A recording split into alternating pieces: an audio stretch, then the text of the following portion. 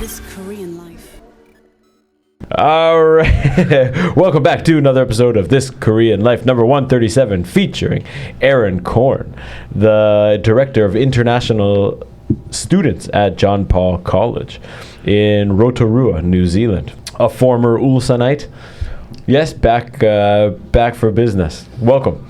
Well, thank you for having me. Yeah, I was happy to hear your name through Mr. Ben Slater, a previous guest. He said you were coming back to town on on official business. Yes, on official so business. I'm still getting paid to be here, which is good. Yep. Always good. Nice. Yeah. So you started in Japan, and you're looking to recruit students for your college, yes? Yeah, so part of my job is to get students from other countries like Korea. Yep. And I've been in Japan for a few days, and then of course coming back to our homeland. Yeah. So my wife's Korean, so this is my second home. Yeah. You messaged me last night. You said you were out for dinner. Oh yeah. What did you snack on? It was shabu shabu. We had the all-you-can-eat shabu shabu. Yeah. Which one? Shabuhyang. I don't know the name. It's quite far from here. We had to drive for about half an hour. Oh, Yeah. wow. There's some pretty good ones right around here. Yeah. Oh well, yeah. I think we Must have been Jangwonim's special. This one had all you could drink beer as well, so we could. Oh wow. Yeah, so that's why we went there. I think so. Ate a lot, Yeah. No. drank doubt. a lot, and Nice. No doubt. I still got up. straight man. I tried a new food the other day.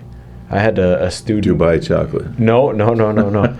Someone. We were studying over here, and the lady took out a package of dried jerky, and I was like, "Sweet, thanks for the beef jerky." No. It was a horse jerky. Oh wow. Have you had the horse yet? No. Nate, you tried the horse? Yeah, I've eaten horse, and I don't know if I've had horse jerky or not, but So it was weird. Last Monday, Tuesday, wasn't feeling good. My wife tried to kill me with a goguma. Long story. Anyways, Wednesday, Thursday, man, I ate that horse meat. I felt it energized me, man. Honestly, yeah. It's had placebo. It's had some effects. I galloped here today. Well, we brought some back, some kangaroo, and what do you guys have? What does Australia have? Crocodile or gator jerky? Oh, the big crocodile. Crocodile, kangaroo, whatever jerky, and we brought it to Solal, and all the uncles are eating it, and I said, "Watch, you'll be jumping tomorrow, you'll be hopping around." And Yeah. anyways, it's all the same. I don't know, Once man. it's jerky, it's jerky. It was the energy. Maybe it's a mental boost. My cock grew 3 inches too. I wonder what's touching my name.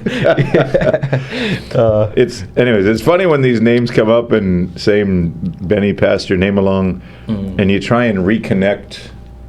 You know where you were, who you knew, where you fit in, what group you were part of, what bar you hang out at, whatever, and it all just blends into one. Like, I don't know if you were here pre-COVID, after COVID, before Tombstone, after and there's a couple big reference points in time.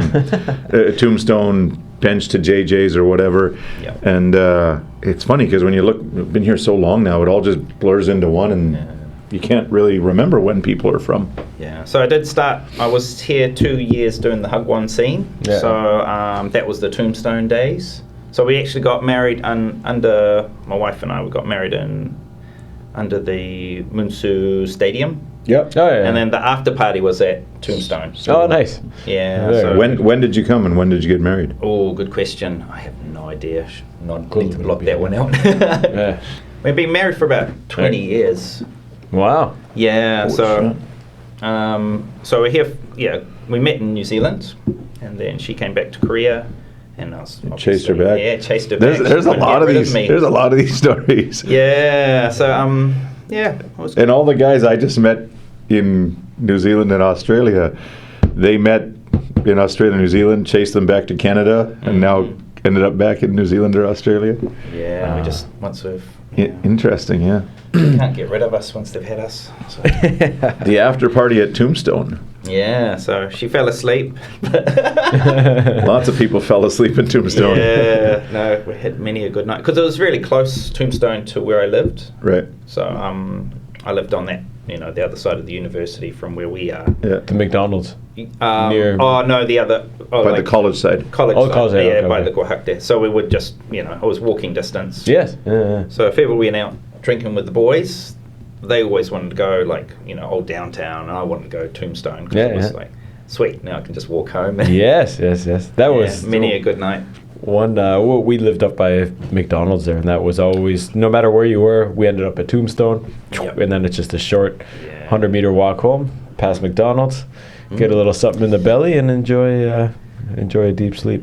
Yeah, good times. What are some of the best memories being around here? You had both your boys here? So my first son was born in New Zealand. Okay. So had my 2 years, got married, went back to New Zealand for 2 years you roughly, did. and then we had the first son. And then around 2008, when the economic crash kind of happened, I was managing hotels, and I knew that it's not going to last in the hotels if the money stops flowing. Right.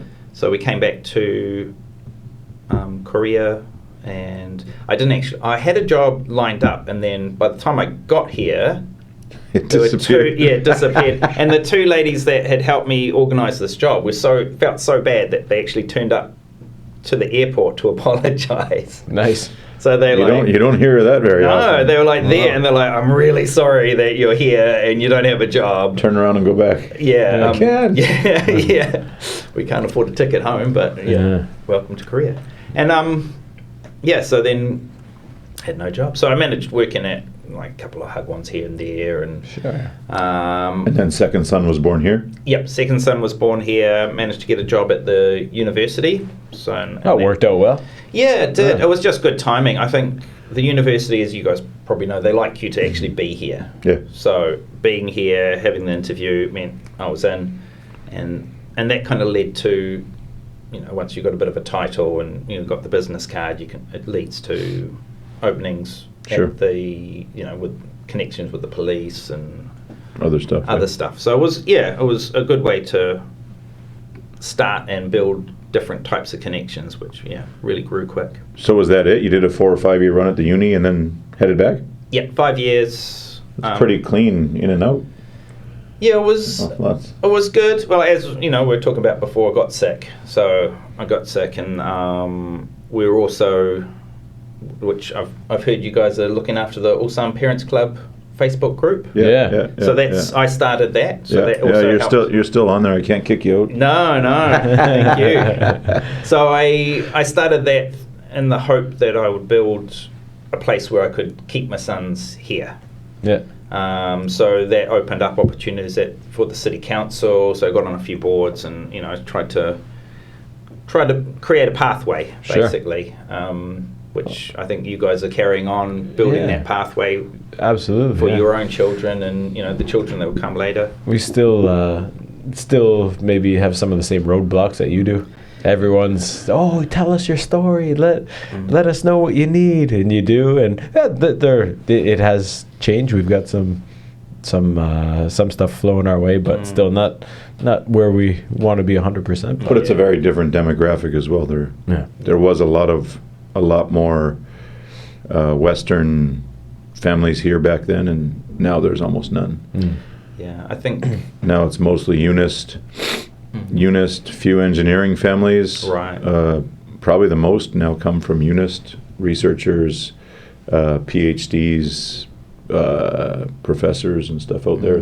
That's probably the majority, because there's not much. There's the shipyard's dried up in terms of the demographics have changed. Now it's Koreans managing and overseeing projects, and there's some Indian, Pakistani, Bangladeshi, maybe engineers coming in. So it's just a whole different demographic now, and not a lot of families. Just the overall amount of engineers has decreased significantly. So it's a very different makeup now. Yeah. Is there still? I remember around the time I was leaving, they were starting to get a few brides from Southeast Asia and stuff like that, and they had a bit more of a voice than we did. Right. I would say that's still the case. I think there's 27,000 foreigners here right now. 19,000 around are Chinese. Okay. So they have a completely separate community. They're self-sufficient. They have that critical mass. They fully integrate into their society and Korean community. Right. And after that, I think the Vietnamese are next. Mm-hmm. And if you take those two cohorts out, there's only maybe 4,000 or 5,000. Mm-hmm. And of those, probably 80% are factory workers, single men. So, yeah, if you take the Chinese, the Vietnamese, and the single males out that are factory workers, which are now lots of Nepalese, Uzbeks, Kazakhs, there's not that many others left. The biggest cohorts coming in are factory workers and university students. Right. So in terms of families, it's not, there are still a lot of, I don't know if it's a lot, but a significant amount of immigrant wives. But I think that the old, like, mail order bride stuff, I think that's not as popular as it was years ago. But there are definitely a lot of multicultural families here. Yeah. So it's just a different demographic now than it was before, maybe. So yeah, we try and keep that parents club going and thank you for that. Create It's good to know opportunities it's for the still kids, going. and that's also what we do with We Hope. They're trying to bridge some gaps in culture, and Ulsan's globalizing and multiculturalizing very quickly, and whether the Koreans like it or not, I mean, they're not making any babies, so it's the only direction they can go. Hey, we're up You point. guys We're up are, 0.05. you're doing your bit. Making some babies. Well, after this horse meat, buddy, you're gonna wait till the. Might be another one on the way. Yeah, sure. You never know. So, Maybe twins. You mentioned you got sick, 3 off. Was that the impetus for going home? Or Would have been. you said you started recovering, you had the surgeries. What good ended question. up bringing you back home?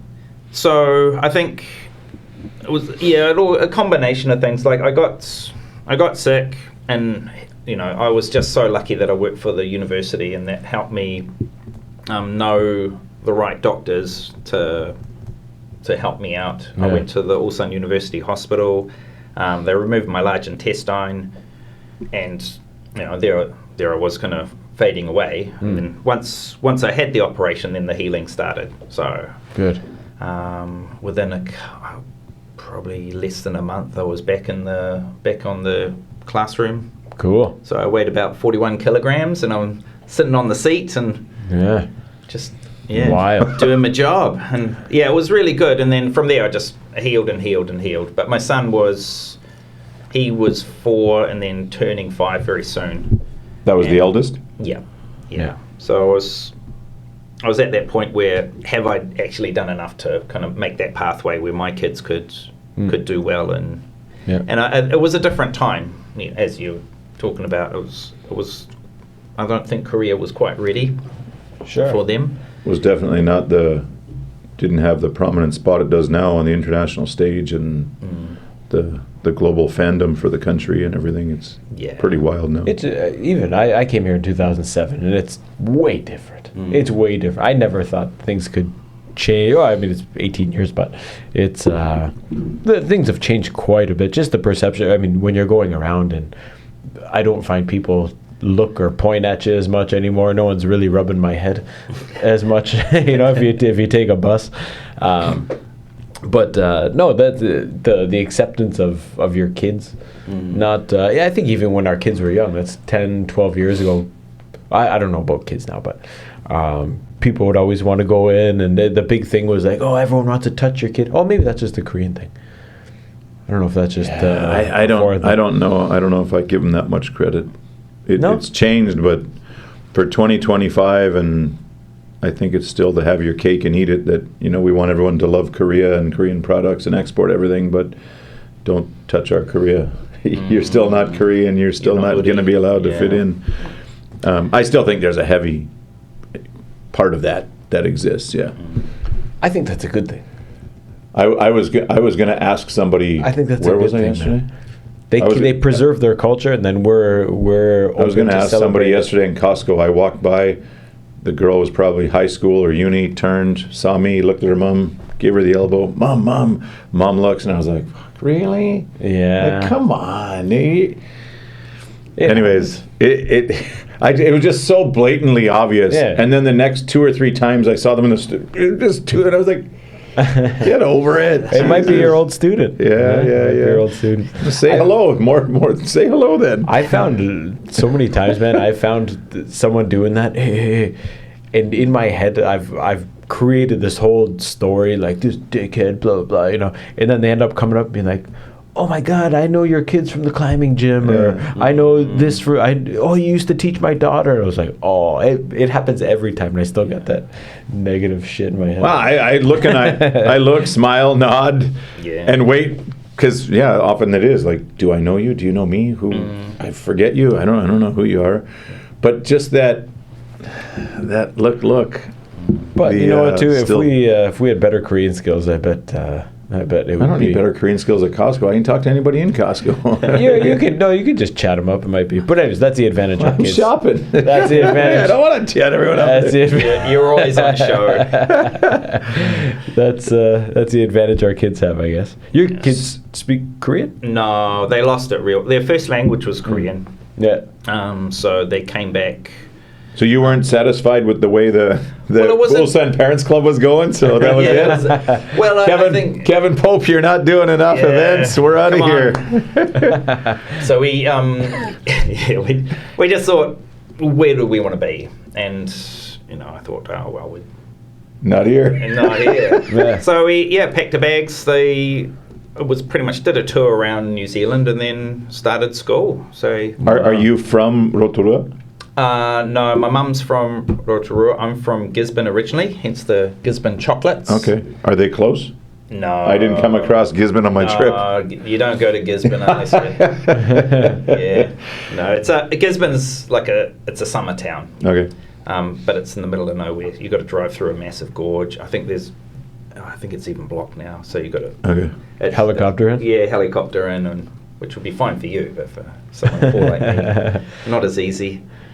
So we just came back, and then I had to have the second part of the operation as well. So the first part they gut you, the second part they connect you all up. And my sister set up the second part, usually in New Zealand because we've got the public health system, but like Canada, but it takes years. Yeah. So she set it up so it could be a month. Oh, so I basically had a month holiday, and then they put the plumbing back together. And you were back on the system that fast? Yeah. Wow. Yeah. So I think Canada's 3 months or 6 months to get back on the official. Oh, it was but she was, I'm really grateful for what she did, and that meant, it was much more because when you're gutted and it's actually painless. So I was actually quite good on the first part of the surgery. Second part is when all the pain came back because the pipes were all working. Wow. And then and I'm like, oh God, I want to get back, and I want to get disconnected. Yeah. It's like being back in the Matrix. I want to get disconnected back into the old ways. And then my sister was like, well, I set this all up for you. You just suck it up, Buttercup. And I did, and eventually I was just kind of sitting there and thinking, well, this sucks, because when you're not working and you're in pain, you got nothing to think about but your pain. So I ended up just looking for work, and I put on the suit, and I still, the suit was always kind of hanging off me because I weighed next to nothing. And I went for a job interview as in private tertiary. Yeah. And obviously did all right. So I got a job doing that, and that's where my second part of the healing was kind of working and healing there. And it was a different way of teaching in New Zealand to Korea, because I was used to lecturing. So that's what I did. I walked in, lectured, and then when it came time to test the kids, it's like, holy shit, they don't know anything. Yeah. I told you. Yeah. And you don't know it. Down, where's the disconnect? So I had to relearn how to teach. Yeah. Sure. And so I had to, there's a saying, if they won't learn the way you teach, you've got to teach the way they learn. So that's what I did. I had to relearn how to teach. And I went from pretty much, because it's private tertiary, if you don't perform, you're out the door. And I think I was, the boss was just about opening the door for me to kick me out. And then I was like, okay, I've got to do better. Yeah. So that's what I did. I changed the way I taught, and I ended up being the most valuable teacher there. I was the only MVT. teacher in the year. I was like hotel management and stuff. Yeah. I was the only teacher during that time, and they culled probably the actual business itself. Probably they would have culled like 30% of their staff, and I was the only one that stayed and actually chose to leave of my accord. They had a big party for me. They couldn't believe it. Nice. A good turnaround. Good for you. What were some of the things going back home that you embraced or enjoyed for the kids that you didn't have here? Because we think often of going home and what would we, people ask, what are the kids? And I see my nieces and my cousins' kids, volleyball provincial champions, basketball city champions, and I wish my kids had more access to sports. Yep. We try with soccer and hockey and baseball, but it's not the same, right? There's not that culture, and I think they don't learn as much here in sports as they would at home with the competition, the challenge, the resilience needed, the not making the team, getting cut from the team. I miss that, and sports was my whole life. Yeah. That's a part that I always think, and the playing outside. But when I go home, kids don't play outside. They play on their phones in the basement. Right. Sports is still a big deal, Canada and the States, still very big. Not, I think, maybe as many playing, but still a pretty big deal. I'm not convinced going home I would get the things that I feel like they're missing here. Right. Yeah. So what was it like? You did the move. You went home. They were only 4 and 5. 4 and how old was he? Yeah. So he just turned 5 when we were doing our trip around, like the 3 month or the month trip. 5 and 3. Okay. So I think it started quite badly because their English was first, not their first language. So Jamin came into class and he was like, obviously he's a one-word wonder. Yeah. Lowest of the class, and then it was kind of like, we've got to help this kid out. Yes, sir. Where is the toilet? Who's this guy? He's like, oh no. So he did, but he went from 0 to hero pretty quick. Yeah. So he learned quickly, and I think he found his joy in maths, which we were quite lucky with. It's the Asian part of them. Yeah. Can you give me that pill? Yeah. Give me that pill for my kids. If you eat horse jerky, yeah. problems will be solved. I gotta be getting some. So he when he was year 11, he topped year 13 maths. Wow. Both boys are in the extended classes. What does that mean? So there's the mainstream classes. Like enrichment or something? Yeah, like an enrichment class. Elite so or both, something? Yeah, they both got into that, which is really good. I think they know how to study, which I think Korean is a gift for, because, they sit down, shut up, study. Although we're a little anti it in the West, it helps, and it's... You need a balance. There's things to learn, there's things that you do have to rote learn. Wow, these days we brushed it all aside and just gone completely the other way. Yeah, I think a lot of New Zealand schools, they went too far, and that's where, I guess, the school that I'm at, because it's still got the traditions and the Catholic character, and it still teaches those core things that worked, and that's why we do so well. Yep. I say going home, Dad mentions it and brings it up all the time about the girls, because when they go, they bring their flute, their violins, whatever, and play for Mom and Dad and sing their choir songs, and he's like, man, it's so nice to see, because kids these days don't memorize anything. We used to have the Lord's Prayer. We used to have 20 different prayers from church. We used to have, songs and speeches. And now he's like, they can't even memorize the Great Lakes, or the provinces. Yeah. Like, go and ask a kid, what are the provinces in Canada? I think most kids couldn't tell you all the provinces, which is kind of scary. New York, Wyoming. And he says, they don't memorize anything anymore, but there should be some basic standard set of things that you should know, but everything's on my phone. I don't need to know it anymore. It's just a different mentality. So it was too far, all the rote memorization, that's all they had here. Now we only have, or we don't have any of it. There's two extremes of the... Sure. Yeah, somewhere in the middle there's a sweet spot. So maybe that was just the lifestyle and future opportunities for the kids? Yeah. No, because they're too young to... I mean, they're not fully Koreanized in the education system yet. So it's not like you were leaving the Hagwon system, but maybe looking ahead that, oh shit, it's coming up. Let's make the move here. Jamin, my 4-year-old, he was still, even though it was fun, he was still away from home for like 12 hours back when he was 4. So he would in he would Korea go, in Korea. So he would go to the kindergarten. Then he would do a Lego club. Then he had taekwondo. Yeah. So that was it was not. It was kind of 9 to 9. He wasn't. It was fun. But not home. But it was pretty hardcore. And we did like at the kindergarten. We went there, and it was still like sit down kind of work. Where New Zealand kindergartens play interactive. It's a play. Yeah. You might get a few letters, A, B, C, and motor skills and stuff. Yeah. So it's again, we're somewhere in the middle. There's this sweet spot. Yeah. I think.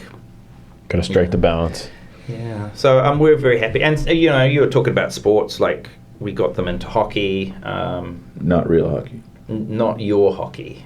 Not your hockey. There's another one. There's the they grass play field one. hockey. Yeah. Everything, when you talk anything hockey or look hockey or anything, it comes up with those weird bob sticks or whatever.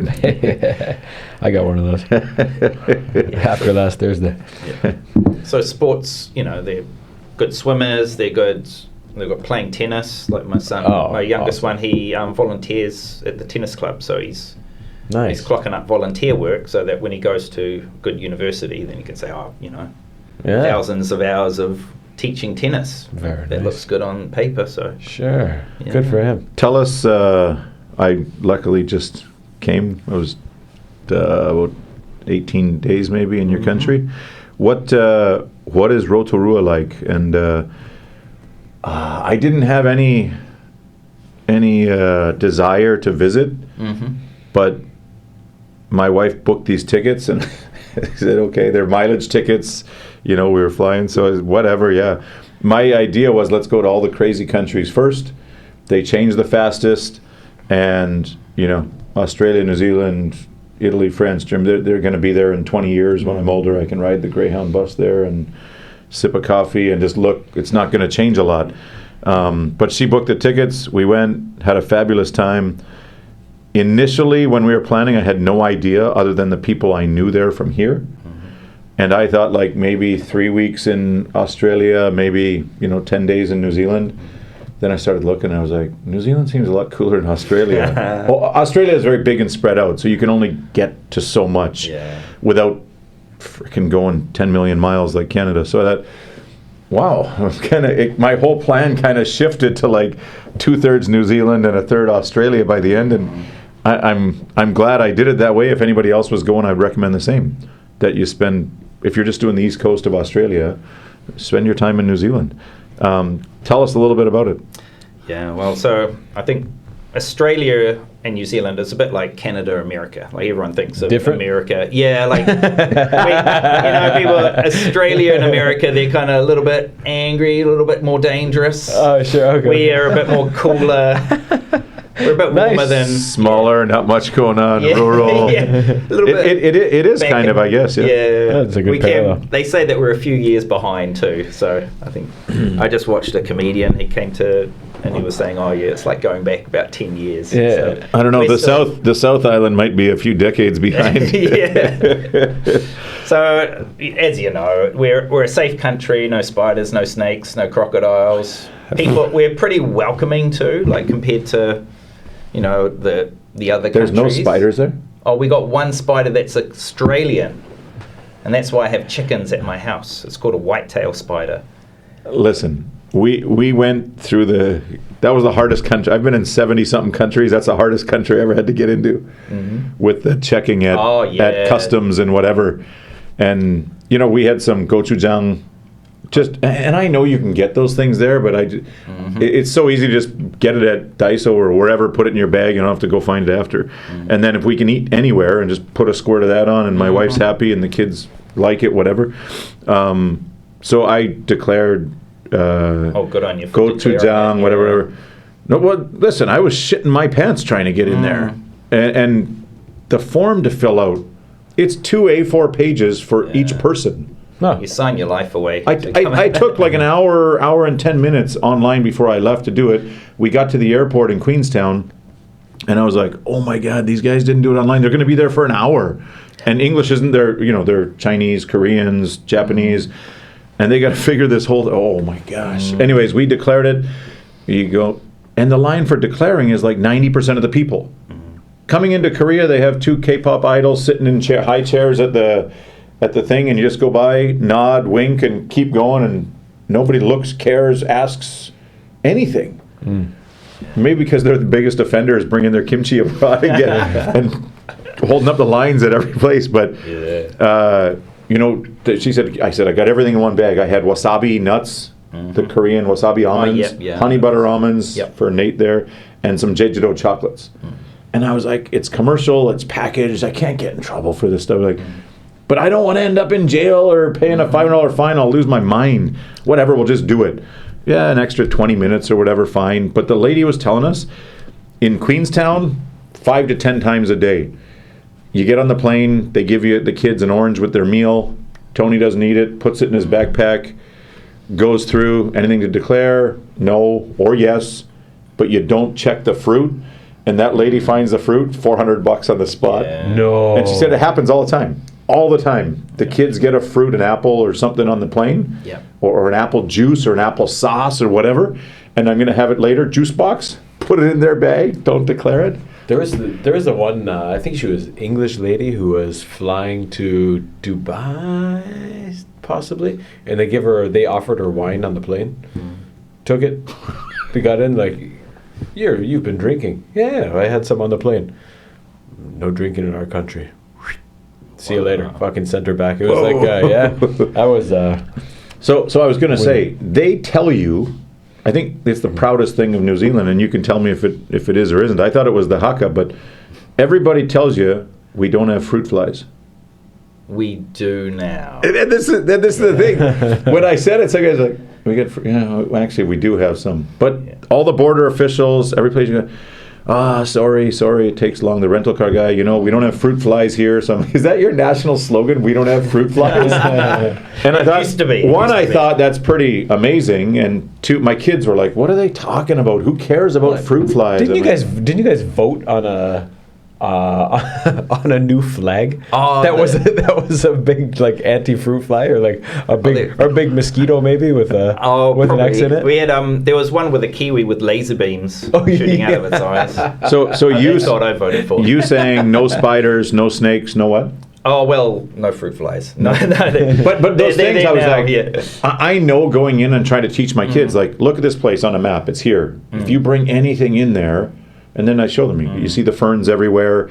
If one thing, like if you got mud on your shoes, if you're mountain biking, whatever, you got to declare your shoes. And they're inspecting your shoes. And anyways, I never knew there was no predators there. Yeah. And that all these Australian introduced rodents are killing the kiwis. And the kiwis will be extinct. I don't think they have probably 10 years left. There's just no way to control it. And so... they just didn't have any, because they had no natural predators. When a predator comes, it's just a free for all. It's a buffet for them. And Australia was saying that most of the birds don't fly. They have so many birds that live on the ground. All of New Zealand's, I think, so many of them. And now you have these stouts and whatever, and they just eat all the eggs. And rat stoats. They brought in this to eat the stouts. Yep. And then they brought in this to eat that, and this to eat that, and they just kept growing the problem. And that was a great episode of The Simpsons. Now there's Bart no kiwis. A frog. Oh, right, I remember that one. So nothing to be worried about? Yep, very safe. It's a good place to raise kids, and that's, I've, like yourself, I've been a bit of a world traveller, so I've seen the world, and I've decided New Zealand is a great place to raise kids. Minus the smell. Yeah, Rotorua does have if you like the smell of eggs, you're okay. The geothermal... The sulfur. The sulfur makes it quite smelly in lots of places. Oh, wow. And like some of them, like you're just like, whoa! And then you see the steam, like, looks like a steaming pile of shit on the side of the road there somewhere. No. But it's some of the coolest places there. All those colored pools. The copper, the green, that's all those... And some of them are really quite strong. Yep. But The South is very rural. I found no investment in the South at all. No, it's all very the much investment farming is Rotorua, Hamilton, and North is the whole kind of country, and after that, it's very, very rural. So Rotorua's we've got the infrastructure there, which is good. It's the tourism mecca and the cultural mecca. So the Māori culture is celebrated there. Yeah. Did you go to a haka? Yeah, we went to the Mai Tai village. Okay, so you Mite- went to the Mite village. Yeah, oh good. They give you the hanka buffet. Or it was the best food. One of the best foods I had on my whole trip. You would have had a trip. hangi. Like the cooked honey, in the yes. steam. Yeah, underground or so whatever. it's cooked yeah. underground in the steam. Wow. Yeah. So it's all that- Mite village, Mite Maori village, I think. I'll have to have a look on the name. Yeah. But and they're real villages as well. There's people still living there. Wow. Yeah. But yeah, so that's the jewel. You know, we're the jewel of New Zealand. Really, we're quite central. From Auckland, driving, it's about 2.5 hours drive. Yeah, pretty close. I think one of the issues we have is the Koreans like to be where other Koreans are, so they tend to go for Auckland or Tauranga, which actually I live in Tauranga too. So I drive from Tauranga to Rotorua, which is about an hour drive, and I carpool with a few people. Cool. What is it like being multicultural in New Zealand? Is there a huge multicultural population? I think we're all multicultural, really. I was gonna say, We kind of celebrate that. yeah. Yeah, the Māori people. Obviously, it's something we take pride in as the Māori culture. We learn it. We do karakia, which is a prayer in Māori. When I have a student come, because what we say is they are manuhiri, Visitors? they're outsiders. Uh-huh. Wegu salam. So they're a bunch of Wegu. We gotta bring them in so that they are us uri. So they're one of us. So I have to bring the manuhiri in. I do a speech. I welcome them on. They get the haka. They get the whole show, and then they do the hongi, which is touching the nose. Ah, yeah. Did you get one of those when you're? Yeah. In? Yeah. So. You put your forehead and then kind of We try and just touch the nose. Sometimes you do butt heads, but ideally you just get the nose. Yeah. I was researching on GPT there about this Mitai village or whatever, and it said, if you can, try and be the leader. Mm-hmm. So as soon as I got on the bus, I chatted up the driver, sat in the front, chatted up the driver, was like, hey, how can I be the leader of our tribe, the visitors, the tourists? And he's like, oh, you like to do that? Yeah, I would love to be the guy or whatever. And I was reading, like, you got to give a speech and go on, and you got to go on the stage with the Maori leader and do the whole. And I was like, shit, I did a quick GPT speech, a couple of words, a couple of greetings here, there. I got in, I asked the lady who greeted us, I was like, hey, how do you, it said that they just asked someone to put their hand up. And I was like, screw that, like, talk to the lady here, talk to the leader here. And sure enough, I got to be the leader for that represents the 100 tourists in our group. It's a big dinner. You sit down in a big dinner hall, whatever, and then you go to the performance, this, that. Anyways, I was the guy, and I had to look at the eyes and pick up the firm and do the nose touch and give the speech representing the foreigners and welcoming us and stuff. So yeah, that was really fun. Yeah. Oh, that's cool. So you got the whole experience, which is really good. Yeah. So I do that with every student that comes. So a Korean student comes, even if for just one term, like 10 weeks. Yeah. They need to be welcomed on. So it's part of our culture. So they become part of us. Another thing that hit me there was how it is part of the culture, but how it's also been kind of monetized, and how you do take pride in how the whole world knows the haka. But if you ask them about Canadian or American Aboriginals, Indians, or even Australia, like, what do people? Nothing, right? Like, we don't. The headdresses are awesome in Canada, and the powwows are incredible. If you've ever been to one, I grew up in a place that was, a lot of Aboriginals, and I lived on the reserve, and it's awesome, but it's not embraced and cherished, and it's not monetized with it. Man, they have awesome powwows, great dances, great headdresses. Why isn't that a part of our culture the way the Maori, is a huge part of New Zealand culture? I think we took a different approach. Yeah, but all of talking to people in Australia and New Zealand, I think we're like 10, 20 years behind the process of getting to where they're at. I don't know if it's possible, but I thought it was really cool how central it is. That, like, dude, you want to see scary. Like, you go into Home Plus, that dude's got his whole head tattooed. You're like, that's Hell's Angels chief, or that's like the head of the Indian posse, or like, shit my pants. Yeah, this guy's wearing a suit, getting his chia seeds, whatever. But come on, I mean, full face tatties in Canada is not. No it's problem. A culture, But it's hard to adjust to that. The young university girls with the chin tattoos. Whoa. Yeah. It's just very different. In Canada, those tattoos would mean something completely different, and to adjust to that and learn and see and sit and talk to them, and it was really it was a really cool experience and very different. Was there a time in New Zealand's history, forgive my ignorance, I don't know, where they were very oppressed, or has it always been? So we have a Treaty of Waitangi, which basically there were the land wars. Okay. So Europeans were coming in, and more were coming in, and then it's the idea would be I'll give you a whole lot of muskets, you give me some land, but then they didn't really have understanding of that was. That's the exact example they used when I was there. They gave them 500 muskets, and they went, "Holy shit, we gave away half the country." Yeah. Okay. And then it goes, well, where are we going to live? Okay. They didn't understand the land war started, and they had the muskets then, didn't they? So probably not the wisest decision. Yeah. Then the Treaty of Waitangi came. Did you hear about? Yeah. So the Treaty of Waitangi was it still causes conflict because it's written in two languages.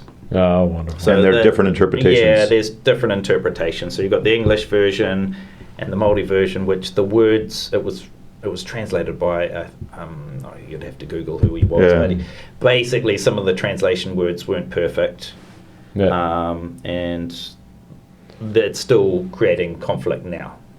Like who is the ownership of the seabed and foreshore, that kind of thing. Okay.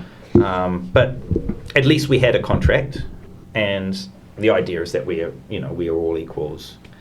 We still honour the Treaty of Waitangi. To be a teacher, I need to say that I honour the Treaty of Waitangi. Interesting. There's still lots of like the stuff we have now, like honouring the land that you're on and this and that. Like I found that all over Australia and parts of New Zealand too.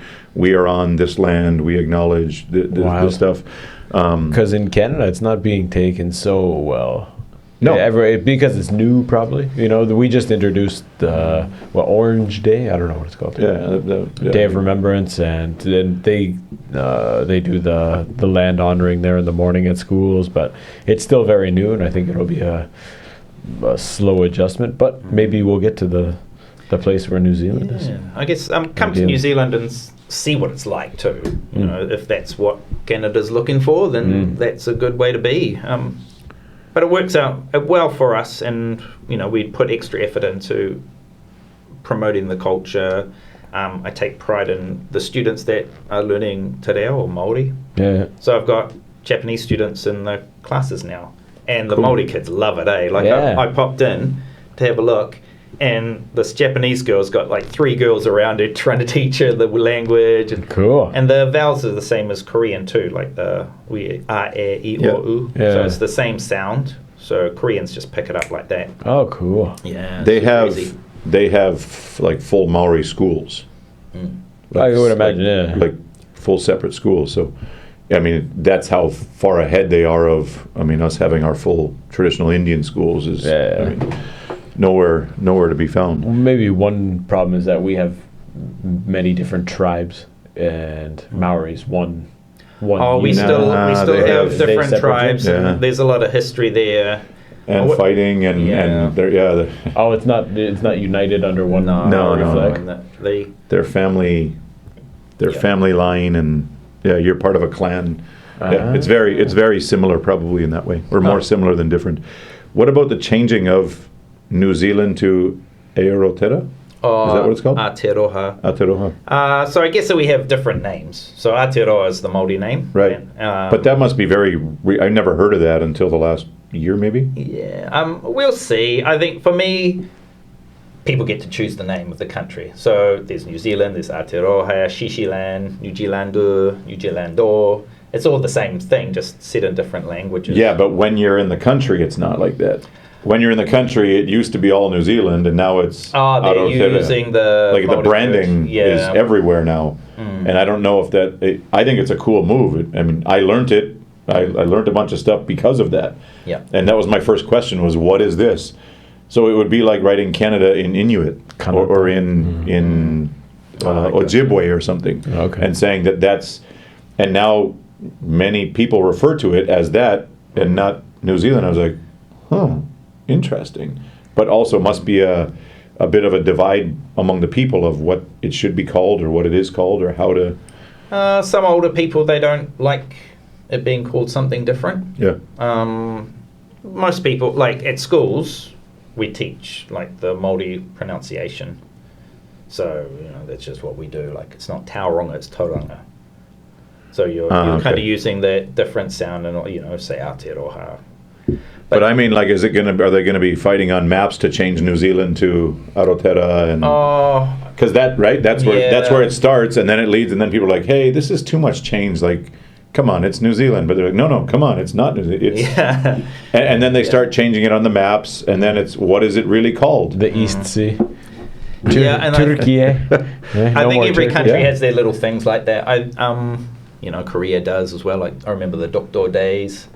Oh, it's still alive going. And strong. Yeah. So we, to me, I'm a wave. I'm like on the ocean. Yeah. So, I'm not asking. I'm just talking about domestically in the country. Is it a big thing? Is it up for are people complaining and whining about it, or is it generally accepted as, hey, yeah, that's cool. We got two names, fine. Yeah, I think it's more that we have two names. Yeah. It's like. Just pick and choose whatever you want. You pick and choose, and most people understand what you're talking about. I think it's also who your audience is too. Yeah. So, New Zealander or Shishiland. It depends on who I'm talking to. I was referring also back to the struggle or the integration or whatever. Like now they're saying, hey, put our name. We put our name as the country name. Yeah. Now we want to be recognized as well, not New Zealanders. We want to be called Rotorataria. What is it? Rotorua or Aotearoa. Yeah, I don't. Cool. Yeah, I don't. Sometimes it's politics. I don't really mind. Yeah.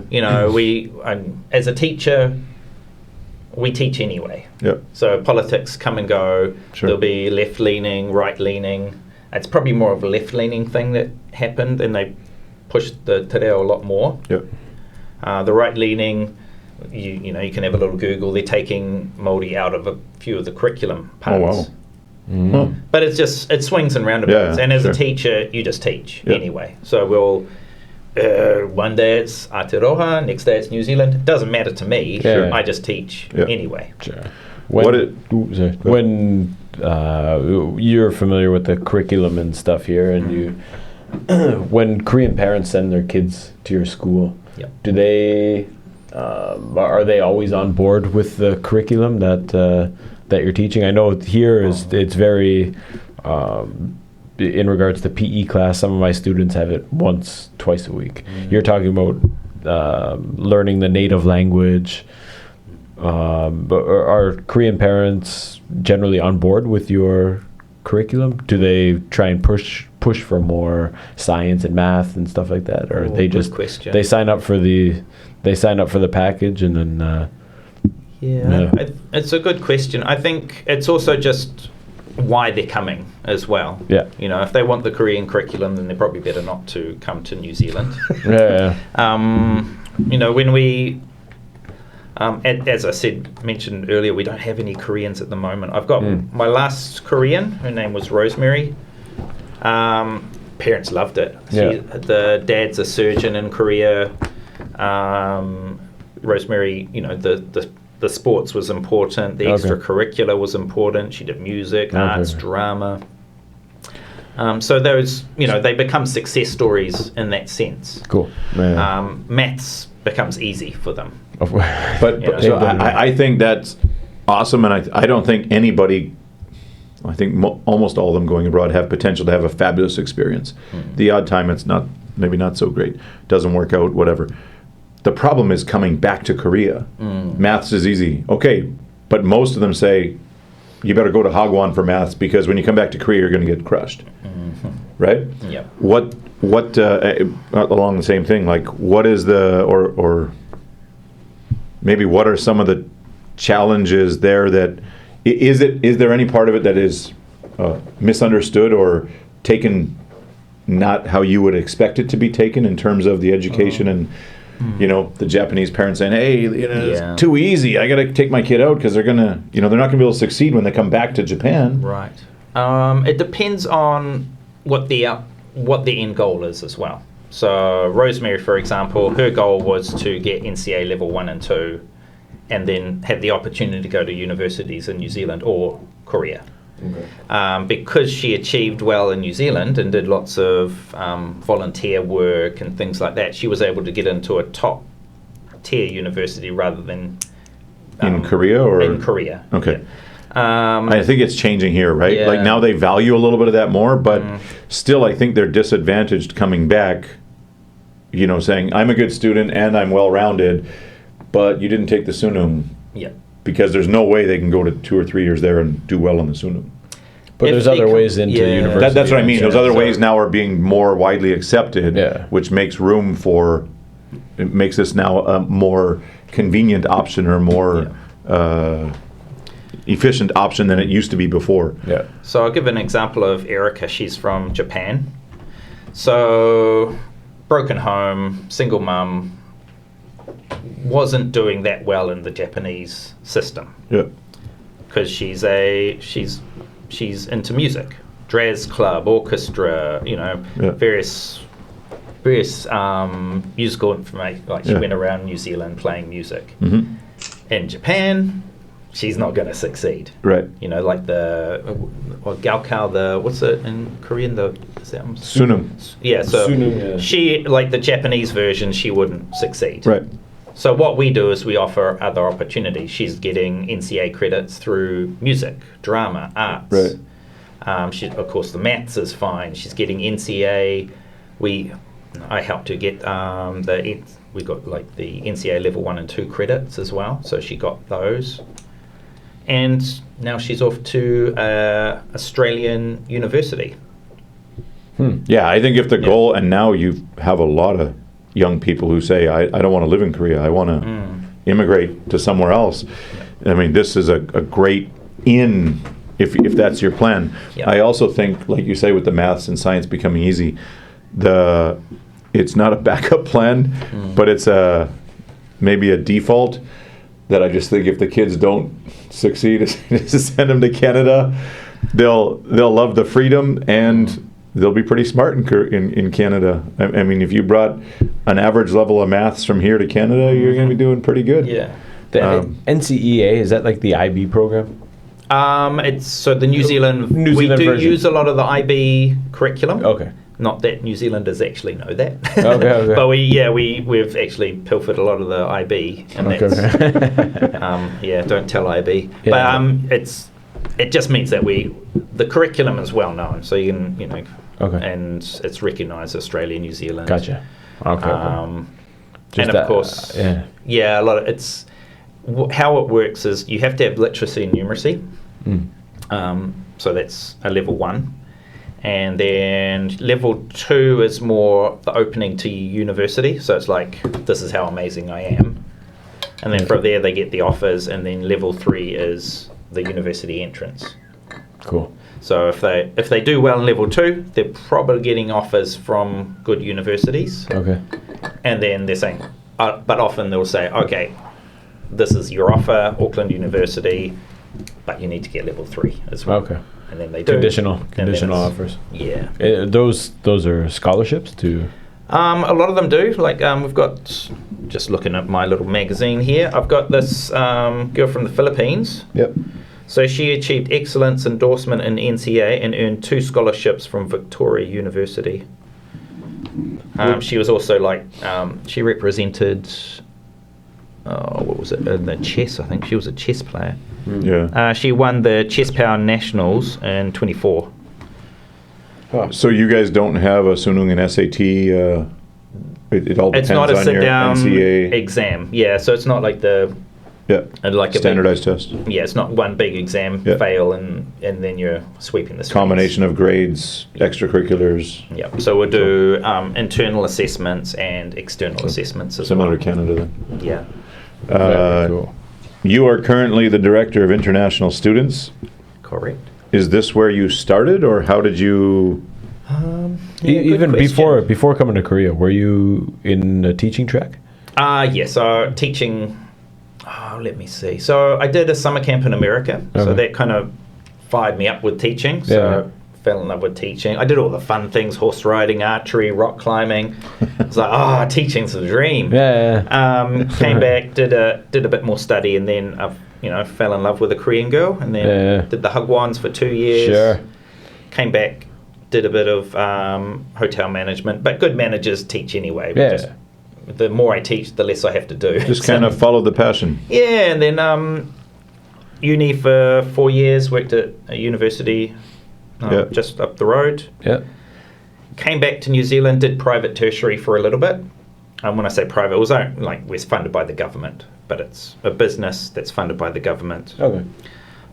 Did that, and then the problem with private tertiary is I didn't really get a chance to. The damage had almost been done. Like you couldn't. They'd already become who they are, and you're just trying to get them a little bit over the line. So I thought, well, let's do primary training.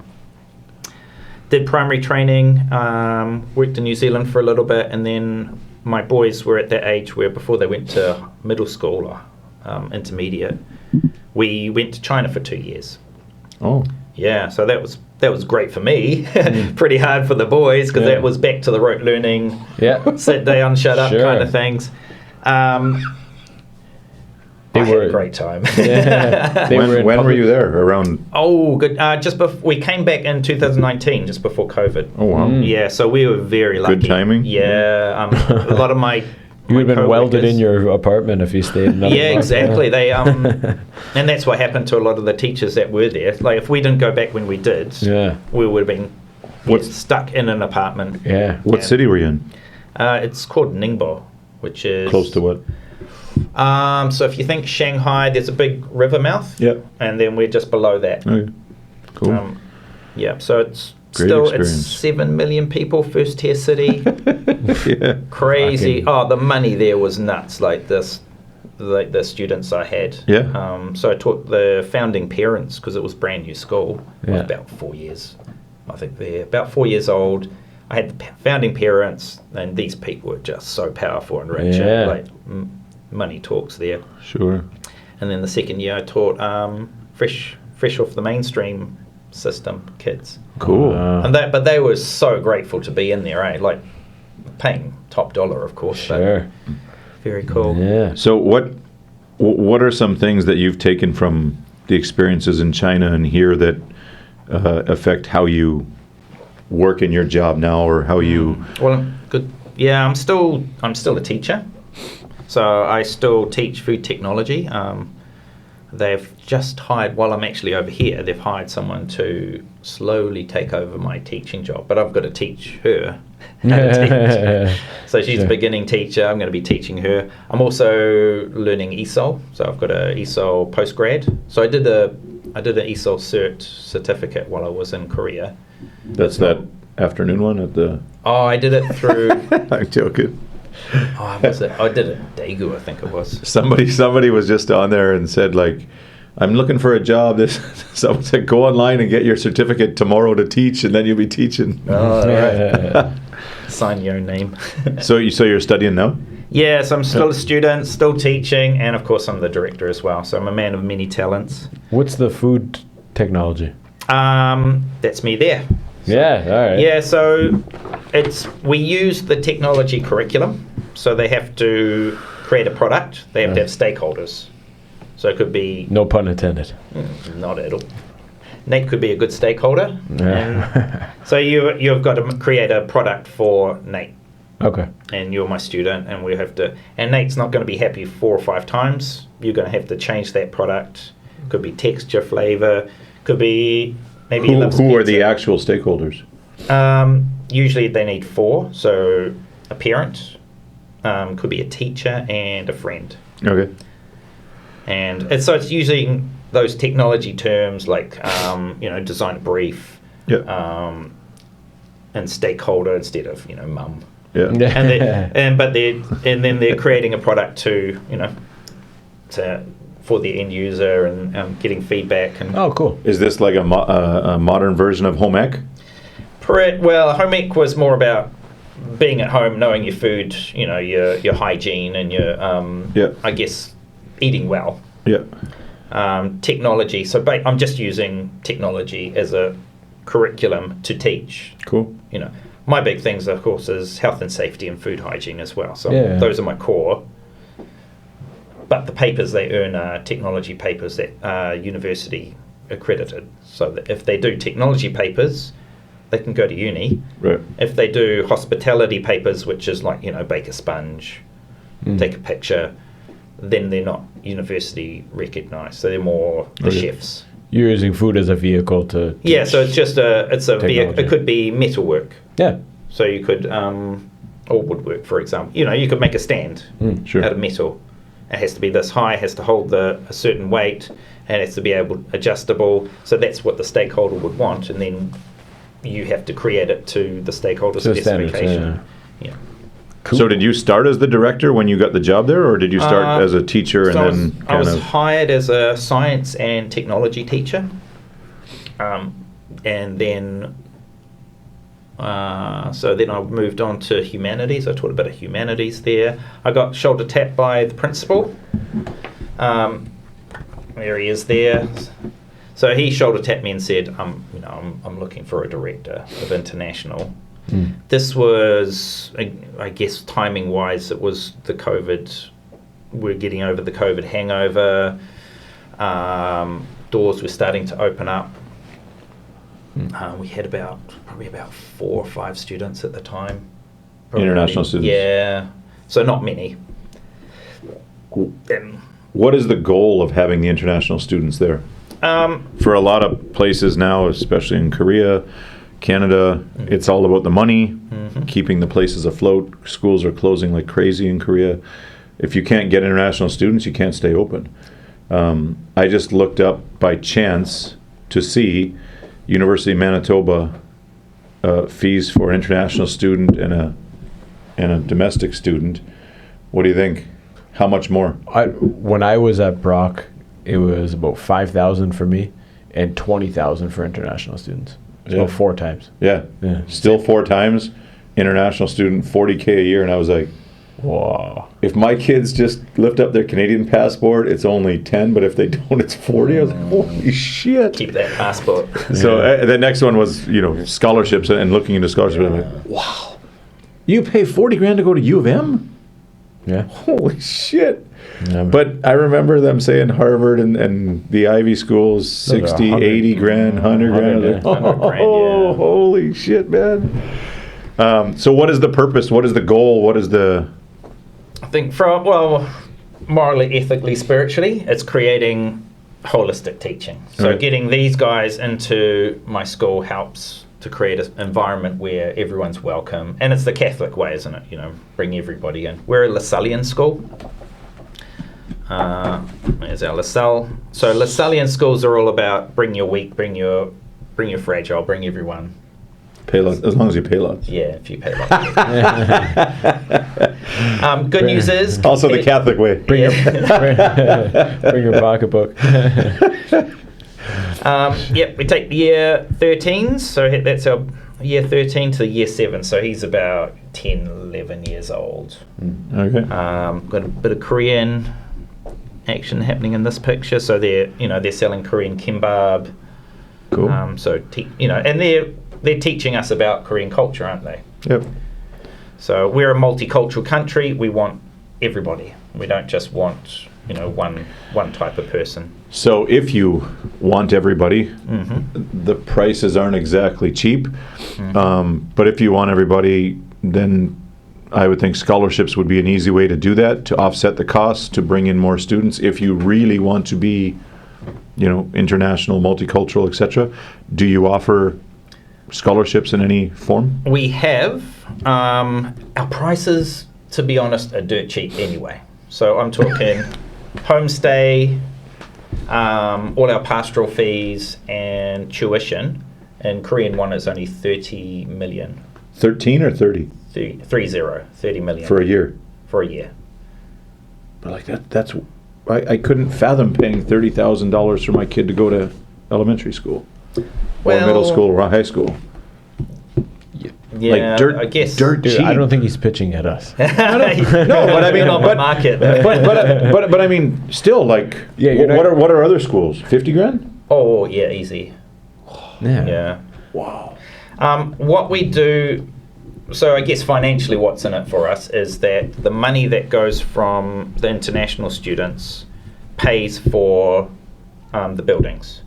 So my cooking room cost $1 million Whew. Wow. because I got 2 cooking rooms. Wild. Without internationals, Can't grow. there's no $1 million. I'm not able to have a food technology room. Yeah. Right. So we're kind of what we call state integrated. We get a little bit of money from the government and money from the Catholic Church. Mm-hmm. It's not enough to actually build the buildings.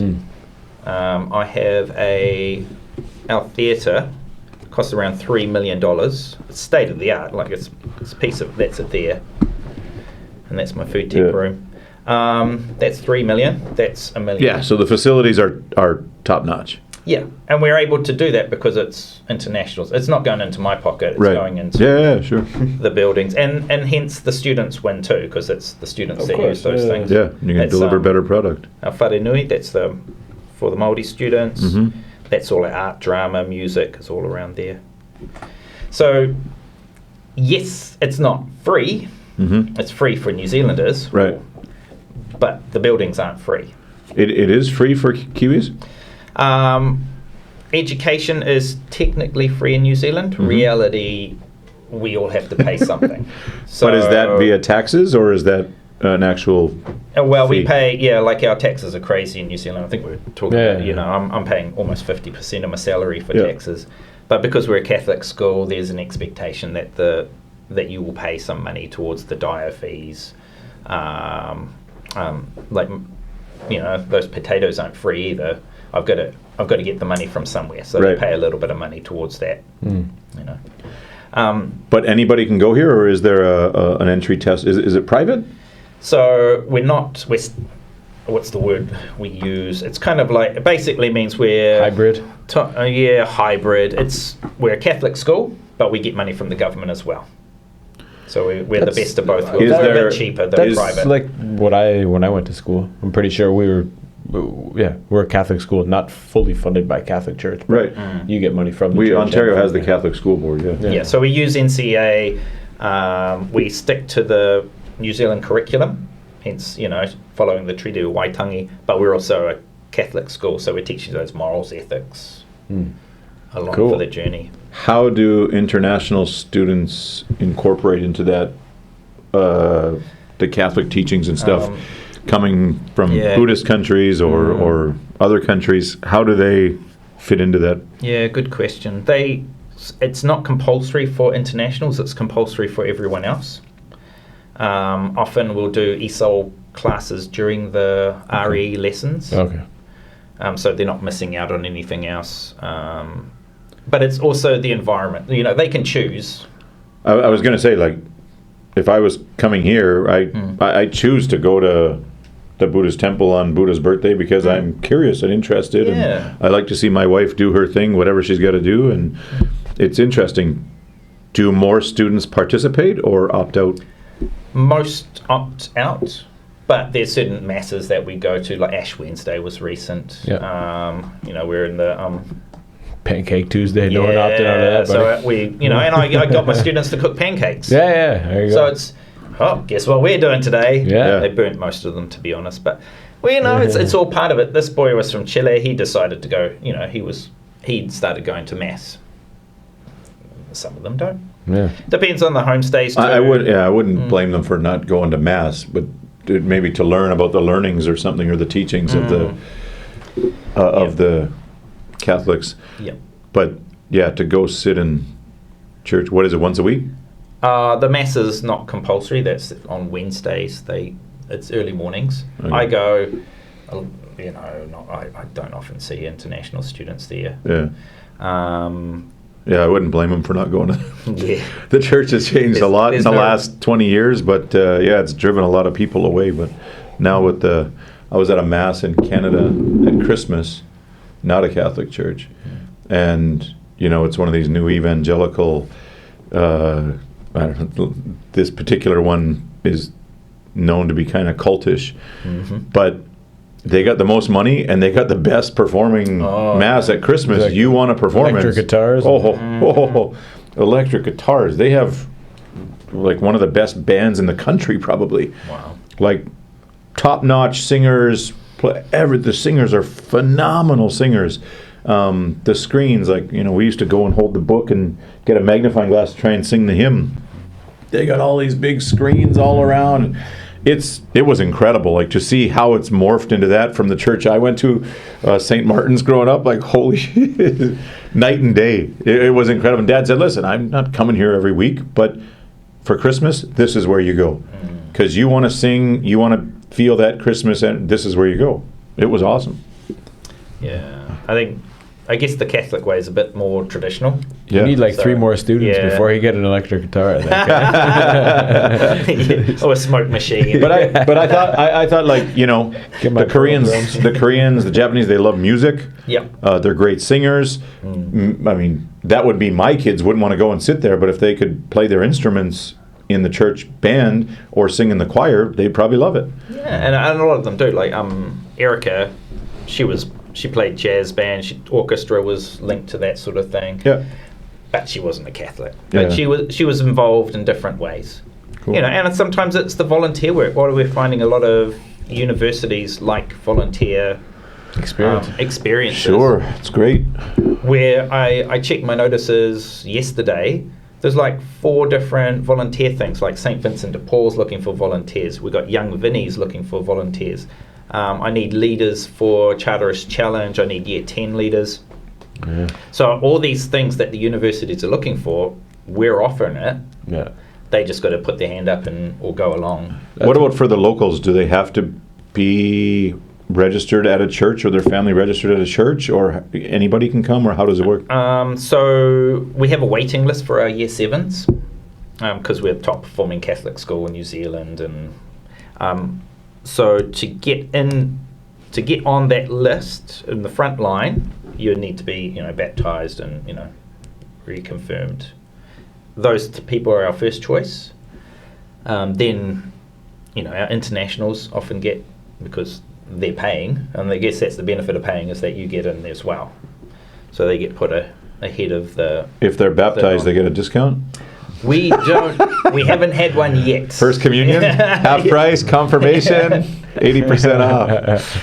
Yeah. Well, when if you can recite the Lord's Prayer in 3 languages. Yeah.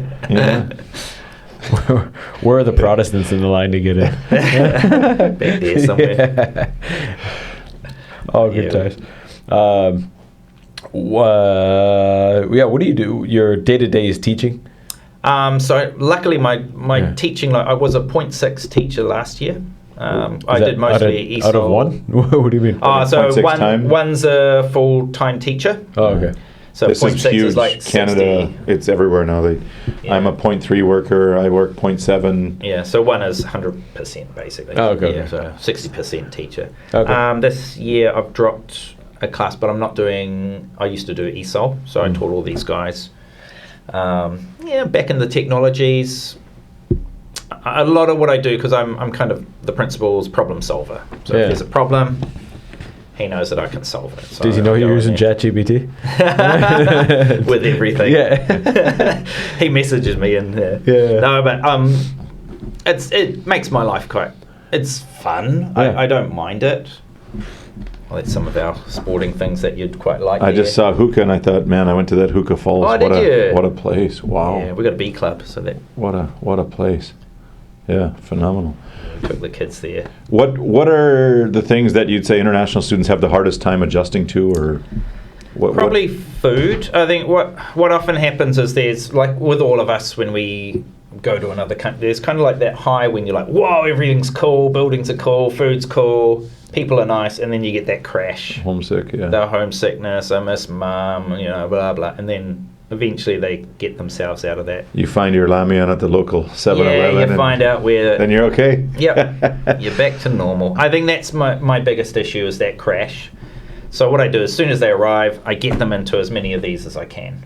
So get them into the B club, the chess club, the choir, start them on tennis, golf. We've got 2 famous golf courses and dirt cheap. Like I was looking at compared to here. Yeah, like dirt cheap. Yeah. What's dirt cheap for golf? I think Don't make me wish I would have played. 30 around, 50 or around. even less. Like as a student, I think it's like 15. Oh Jesus. Wow. Yeah, it's dirt cheap. Yeah. That's only 10 Korean. Yeah. Oh, that's right, with the exchange. Yeah. Man on earth. Oh. Yeah, so you've got all these opportunities. So the sooner I get them involved in stuff here, the quicker they get out. And that's where Kiwis make their friends. Right. We have a buddy system as well, so they've got a buddy as soon as they arrive. Cool. But if they're in the chess club or jazz band, then those friends are going to come much quicker and easier with their likes. It's the extracurriculars is kind of what I miss or wonder if my kids would excel more if they had different opportunities. But the Bangahu program here gives them all kinds of opportunities that, I mean, peanuts for prices. Yeah, they can, whether it's drones or 3D pen or miniature art or whatever, $20 a month or something. It's great. But I feel like these are here, but you have to go and find them. My wife's a public school teacher. I want to get Lena into running. I think she's good. She likes it, whatever. But every school can have a running club. They just don't, because the teachers don't want to do it. But it's there, and if someone asks about it, they have to do it. But then the teacher will give you a bunch of reasons why they can't do it and why they don't have time to do it, and it's a pain in the ass. You have to fill out all the paperwork, just like speech contests, science contests, whatever. If you have a teacher who wants to do it, they'll do it if it benefits them, if they can get more points to transfer schools. But so many schools have a lot of these things, but parents don't know about it because they don't do it and they don't ask about it, so it's not run. What kind of running you mean? Like cross country running, like a running, like running, not 100 meters. They have these things. Like I always wonder where these national athletes come from on the national teams. But they have these. It's at one school or something. But actually, all the schools have mandates for them. Yep. They just nobody does them, and it's too him that you were saying about that before. before. There's the gymnastics school. There's the soccer school. Yeah. What your kid's school is the running school? No. I'm just saying that something like that has no equipment and no infrastructure, they have to run those programs. They can run those programs, but nobody asks about it. Nobody says anything. Nobody pushes for it. Nothing happens. Yeah. The parent council is worried about math, science, English, and whatever, and nobody. But actually, these are available. They all have a chess club, and you see in middle school, the students are responsible for starting them. And if they start it, there's a teacher that is the chaperone, the guide, whatever, the consultant for the group. But if the students don't start it, it doesn't exist. But they actually can start all of those things, even in elementary school. So I think it's awesome that you have those, and I think kids would be a lot more well-balanced, well-rounded if they did a few more things like that. That's what we're trying to push to, that holistic person. And that's where all of this comes in, the rowing club, the dance, go to the honey, join the bee club. Sure. We're creating holistic people. Yeah. And I think that's... People that can function in society. Exactly. Have resilience and, not scared to fail. And I think that's... In Korea, I found... It's very IB. Yeah, and what's that word? There's a saying in Korea, like holding on to the tiger's back. Have you heard of that saying? I know the... Yeah, there's a word, I can't say it in Korean, but that's some people, like let's say you choose soccer in Korea, that's all you do. Yeah. And you just hold on to that tiger's back, and if you let go, the tiger's gone. I think that's kind of my parenting approach is that I want to raise holistic kids. I don't want them just academics. Boom. I think Nate's the same. You need a balance of everything. When you grow up, you're not just, most people aren't just one thing, man. You got to have different interests. But and to a different degree at home. Like if you went and did a 4-year arts degree or science degree, I don't know what life skills you have. I don't know if you can function in society. You haven't learned how to balance your budget yet. You haven't learned what mortgage rates are. You haven't learned how to cook. Where are they? Like they've been in school for so long, but what can you function on can you go out and live on your own, or go out and travel the world by yourself and figure it out and make all those mistakes, but you just don't get that in the academic setting all day. It doesn't work. Or playing on your phone all day. It's a lot different when you actually have to get out there and school's done. Now what do you do? Yeah. You're kind of lost. Yeah. We need that resilience to give things a go, try things, and not necessarily the best chess player, but but it's building those connections in the brain though, on thinking ahead 2 moves or 3 moves and strategy and like you say, you play different people different ways, and your buddy you can play casual, and this is a tournament. You learn so many different things from doing these. Tell us, the students do homestays? 100%, yeah. So I'll show you, with our homestays, we're very lucky I've got a homestay manager, and she's just brilliant at getting the right kid with the right homestay. So, which is very important. Yeah, and just makes my life so much easier. And not easy to do. No, so she'll choose, if they're into mountain biking, they'll be by the Redwoods, which is where all the mountain biking is. If they're into, this girl is a swimmer, so she's easy access to the swimming. I think the daughter also swam. So it's choosing the right fit. Some are very loud, so they need to be with the loud families. Some are very quiet people. What are your requirements? Loud family, please. Yeah. I've got the perfect match. My DP he's pastoral DP, deputy principal. He's larger than life. He's an awesome guy. Yeah.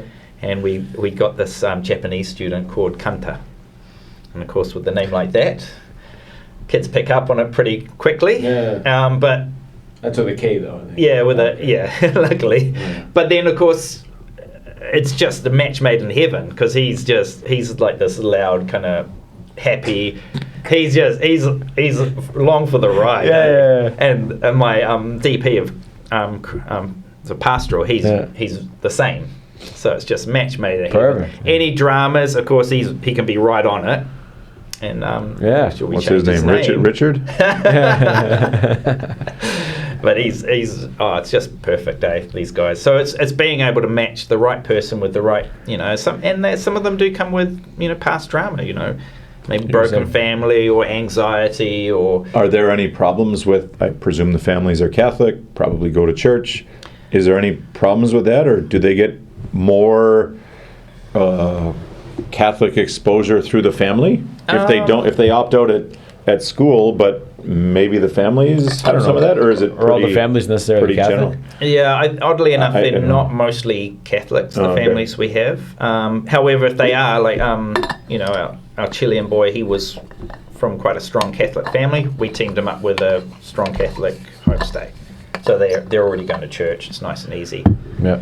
When I went to play hockey down south, I was 15 or 16, and Mom came down and she was interviewing the homestay families, the billet families, and I was like, and she's like, they have to go to church, they have to this. I was like, Mom, I'll just take anybody's cool. I mean, let's go.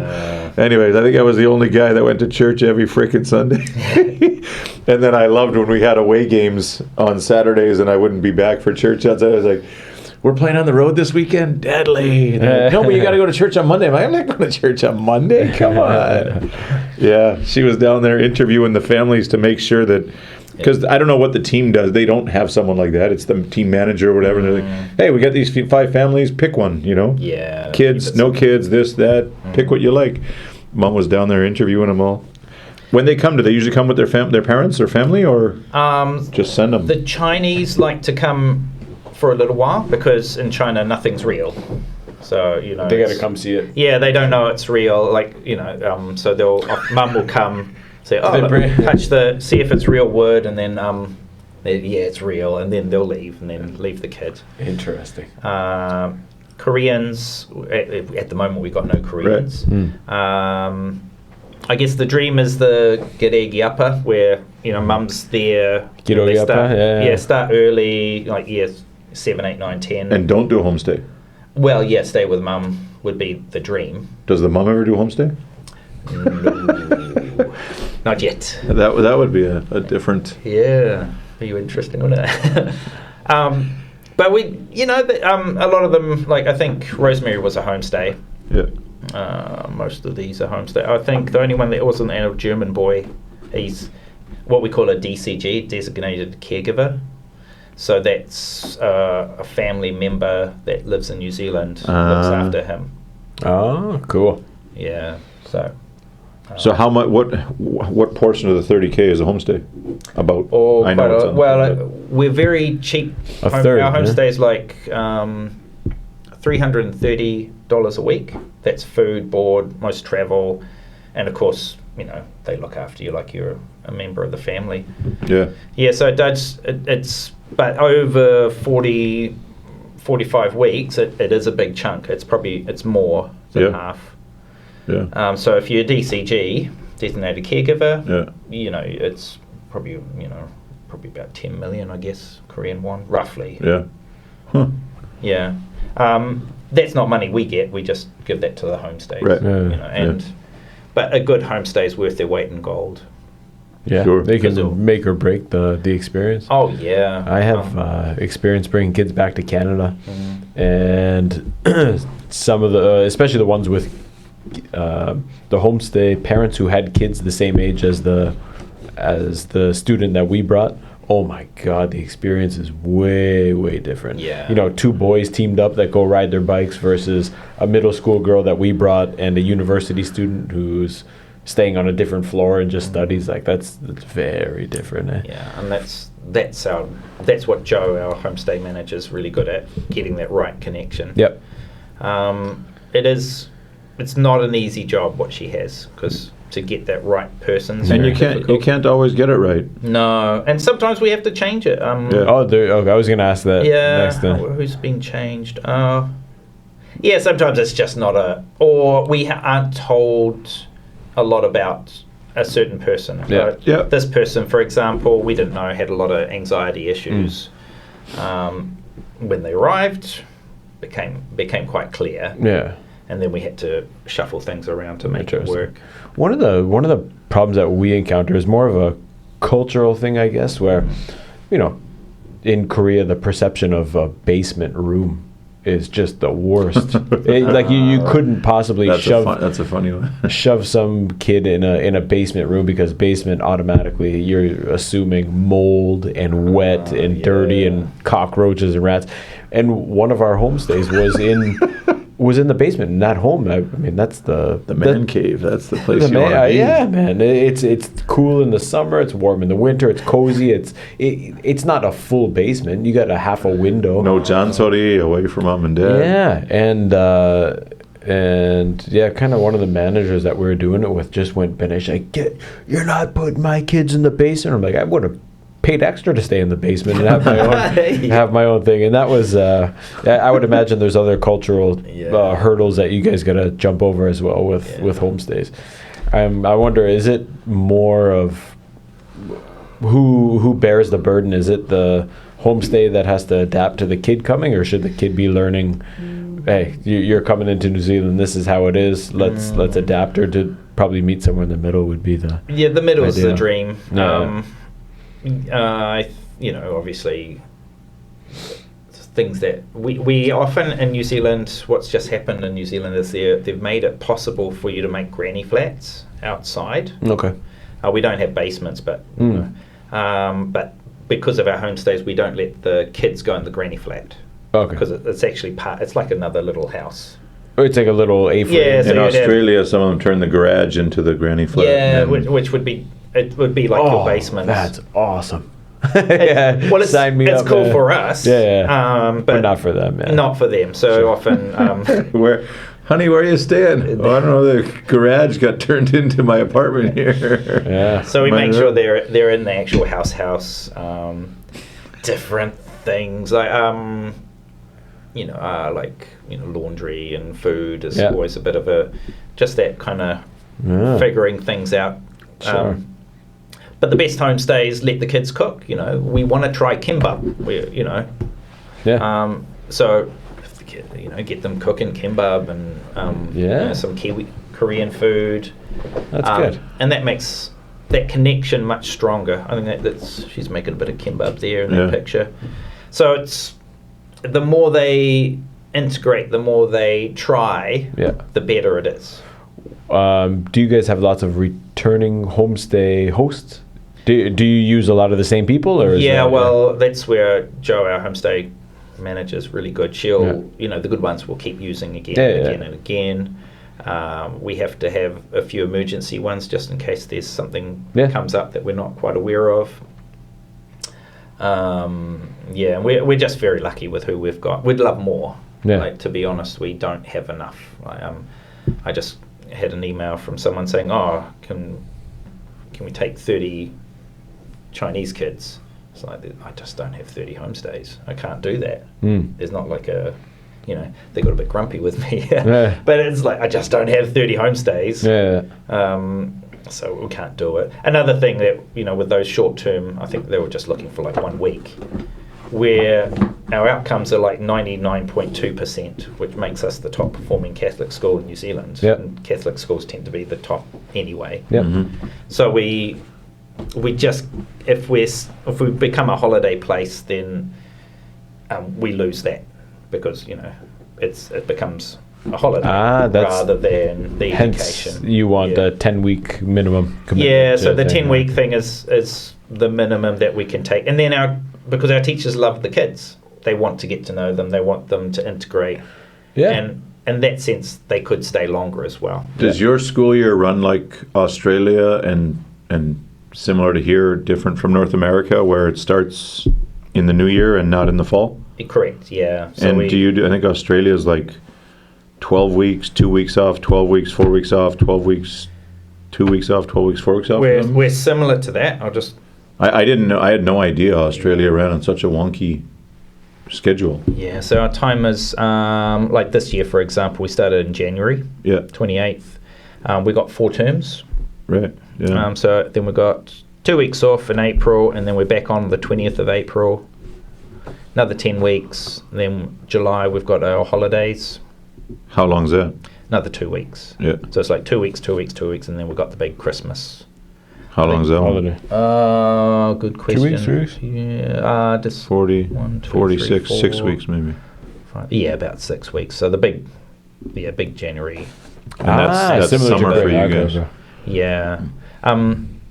So during the actual school term, that's like 2 weeks, 2 weeks, 2 weeks. So 10 for study, 2 weeks off, 10 for study, 2 weeks off. But when you do 10-2, 10-2, 10-2, they're not changing courses each 10 weeks, are they? No. So because they've chosen the NCA subjects. So if they're doing maths, they're staying with maths. For the whole year or for the whole year. Like even in high school?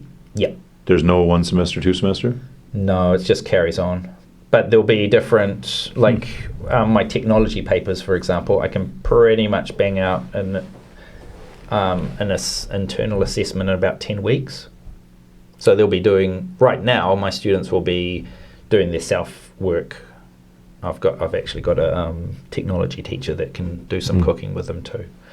So they'll be working on that assessment, then that assessment, and then I'll do an external assessment, which means it's marked externally. Okay. And then the last term is exam weeks. So they do about 4 to 6 weeks in school. And then for our seniors, they're doing exams and study. Okay. Interesting. Yeah. I was surprised when I learned that 10-2.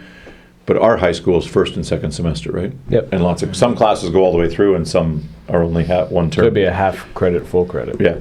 And then we would have September. So we would have Thanksgiving is 5 days maybe. Christmas is quite long. and then there's reading week, spring break, Easter. March.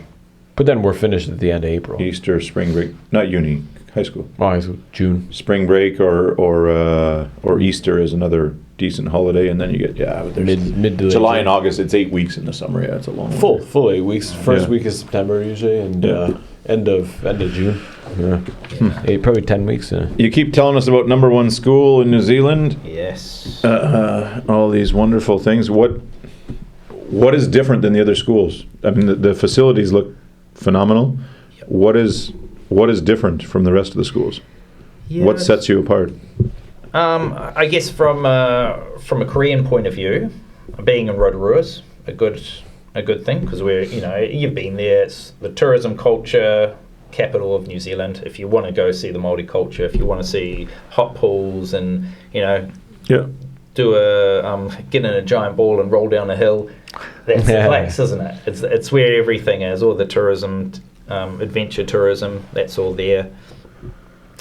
They're always interested in academics.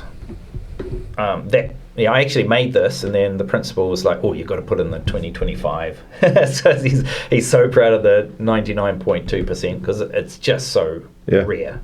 Yeah. So that's 99.2% achievement at year 13 is just something that's just blows my mind, and we're very proud of it. And there's nothing magical in the water. We do that because we've got great teachers. Yeah. Our kids are amazing too. Like I've worked at a few schools around the world, and of course in New Zealand. They're just great kids. They're happy to be there. They know that they're special to be there, and they're welcoming. Like I talked to other directors, and a lot of directors won't show people around during lunchtime because they don't know what the kids will do. They might be, say something silly, or not be, just be unpleasant. Yeah. I don't do that. I show, like, if you guys came to New Zealand, I'd show you guys around during lunchtime. And if you've got a group of Koreans, they're going to experience, can I play basketball? Where are you from? All these, they're interested. They want to know about these people, and they care. And it's genuine, which other schools just don't have. So we've got great kids, got great teachers, got the outcomes to prove it. We're in an amazing place. Yeah. New Zealand, private teaching or work studying overseas is not cheap, but comparatively speaking, like I was at the agency meeting. This is in Seoul, so I was Lotte Hotel, and just when I said 30 million won for a year. Right. Like when you guys hear that, you're probably thinking that's big money. Yeah. Crikey, yeah. But when they hear it's like half price. Yeah. Because they're comparing to America, Canada, England. Right. Yeah. And they're like, yes, it's almost too good to be true. Like, where's the catch? And a favorable exchange rate too. Yeah, you're reaching that. You're doing this. You're in this amazing place. Yeah. It's almost too good to be true. The dream, yeah. Do you think they undervalue that because it's cheap? Do they think they look at it and like sometimes I think Koreans would Korean syndrome, the Koreans might look and say like if you guys doubled your price you might have a line open. Well, that's an interesting thing. It's funny, but I mean it's try it at the next one. 60 million. I think for you, special price. Yeah. I remember, talk about burgers, your McDonald's burger versus, I reckon you two could make a far better burger than McDonald's could. Yeah. We're a far better burger than those other big companies. Yeah. Everyone knows McDonald's. Yeah. Everyone knows Canada. Everyone knows America. Yeah. So I think we could double the prices, but also we've got to get them to New Zealand. Yeah. And I think that's where you two come in, and your connections is hopefully give somebody, give it some time. Even if they just for one term, try it out, get some positive feedback, get the right ajumma that knows other people. Yeah, open the pipeline. Yeah, and then we can get some more bums on seats. We want another Rosemary. That was like 2 years ago she left, and I haven't had a Korean since. Yeah. Yeah, so it's getting that right person in the door. and then it becomes real, because when the Ajumas talk, like I can talk till I'm blue in the face, but if the mother and the kid are having if it's on a neighbor blog or a mum tells you, if it's straight from the horse's mouth, and that's where the magic really happens. Like, so yes, I can have the pretty brochures and things like that, but I need somebody to preach to the choir. I was telling you earlier, one of my students sent 2 of her kids to Philippines for a month, and I said, how did you find this random? There's probably a million different homestays. Well, my old coworkers' kids did it, and then because their cousins had done it. So it's a matter of finding the right one. And I was just saying, just to back what you're saying up, they trust who they know. Yeah, sure. Yeah. And your numbers here seem to, in pictures and whatnot, seem to prove it. Like once you get there, they're going to get a good product. A lot of times I think the marketing is great and you can rope people in, and then it's like this podcast. Like it might look nice on the internet, then you come here and you're like, what the fuck? What am I doing? But I'm thinking back to Klausi's in Boracay there, and I had, over the years, I've sent different people, but I remember who whatever, right? And these people knew me, they trusted me, whatever, and sent this lady and her 2 kids there. And I was there at the same time, not going on vacation. She'd gone for a 1-month winter program, I think, with her kids. And it was just drama supreme. There was geckos in the room, and I was like, well, we're in Boracay. Like, there's geckos everywhere. They eat the mosquitoes. But it's not in my... It just... I think I underestimated that, people were more like me, and then it was, the chickens are cooing at 4 and 5 in the morning, and I was like, it's not Samsung. But we weren't going to the Taj Mahal, like we were going, but when you go to Singapore and you go to Boracay and you only stay on the front, where all the luxury stuff is, maybe you don't notice or don't know, but in Philippines the chickens are everywhere, and it doesn't matter even if you're in the Taj Mahal, you'll still hear. There's a chicken in Mugadong, I swear. The Shangri-La, you're still going to hear the chickens. So it was move to here, move to this, to the dormitory, to the here, and I was like, whoa! Like there was no way to make these guys happy. Yeah. There was going to be no way. The air conditioner had a rattle to it. Princess syndrome. We're in a third world country, like this. You gotta drink more before bed. I just talking about that, and I was like, oh man, that was so funny. But that's not necessarily your problem, because I've sent people to Klausi's too, and they've had like the best time. Oh, my other ones are all fine, but I think they had realistic expectations. But and you don't know, right? Like, I know you, but I don't really know you. I don't know that chickens are going to make you go bonkers. But at the same time, is going to make you lose it. And it's not a very expensive camp. You should know what you're getting into. But you can't tell me if you're in Cebu there's no chickens. I mean, there's chickens everywhere. Yeah, that's the thing. Like, it's not going to be different. You can move to the Shangri-La, but you're still going to hear the chickens. So. Anyways, I was going to ask, when the students have challenges and problems and stuff, are you the go-to guy, or is there a counselor, or is there a liaise person, or is that all you? We've got a great pastoral team. So myself, I'm one of the first contacts. Joe, our homestay manager, is just brilliant with her pastoral. A lot of the homestay things are just solved real quick. Homesicknesses does happen. It's real, Sure. And even if they are doing chess club and playing badminton, and it does come and go, and there's friendship breakups and all sorts of things. So we've got the counsellors. We have myself, Joe. We also with Koreans, I don't have anyone at the moment, but I'm working on getting somebody that's local. The Japanese, I've got about 3 people that work with us that speak Japanese, and they'll come in and help sort out issues if there's something happens or cool. So it's just that wraparound service, so that we're able to give them the best experience. Things are going to happen. They're going to get tired of potatoes. And it's good too. I mean, tired of potatoes. Yeah. But you can connect with your family with a push of a button on a screen, so it's not so bad. They're Koreans are very connected. They'll quickly find the Korean community. Yeah. So we're lucky in that sense, but they will get homesick, and we're just there to ride the wave with them. We know that it does finish, and they come back to us. Sure. Yeah. Does does John Paul College have any connections, either in Auckland, in Rotorua, or anywhere else, to help these students get into universities? Or how do you bridge that? Or is it graduate and fighting? So good luck. Good question. The NCA. Yeah, so NCA is well known in New Zealand and Australia, so that's not a problem if they choose those universities. But knowing those, I think in Korea, the parents probably are a huge part of the process. Yep. And I don't think the students have the skills to figure that out.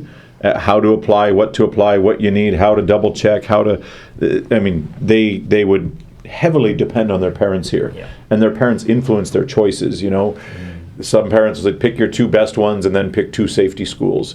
Or, you're here, or they're all dreamer. Like the parents say, hey, pick the 5 best schools. But you don't have a chance of getting in. Pick the 5 best schools. I think the parents influence their decisions heavily. So having the scores or the NCEA, is it? Yep. That does. I think for the average kid graduating doesn't mean a lot in terms of a Korean international student. Sure, they might be able to get in, but how about the process? Or are you a feeder school for National University of Auckland? Or is there a way to help bridge that? Or is it kind of they're on their own? So New Zealand universities, similar to Canadian universities, they need more bums on seats. So there's scholarships available too. So if I looked at most universities, there are scholarships for internationals. We have a careers team. It's about 4 or 5 people in the careers team. So they help guide at your students. School you have that? Yeah, we do. We have information about scholarships as well. Yep. We help bridge the gap as well to get to those next things. I think Rosemary ended up in a Korean university. Erica, she's at an Australian university, funnily enough in Malaysia.